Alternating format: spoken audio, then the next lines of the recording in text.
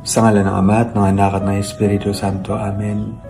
Panginoon, gabayan niyo po ang lahat po ngayon ng mga nahihirapan, ang lahat po ngayon na may mga pinagdadaanan, at lahat po na mayroon pong kinakaharap na mga problema.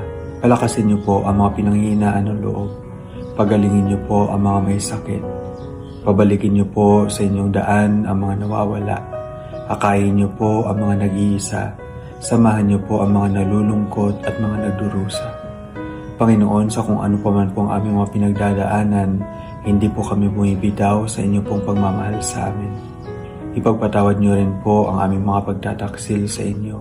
Ipagpatawad niyo rin po kapag kadalasan po kami ay nagiging makasarili.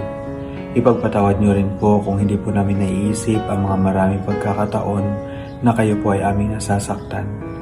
Panginoon, sana po pwede lagi kami magsimula sa inyong grasya.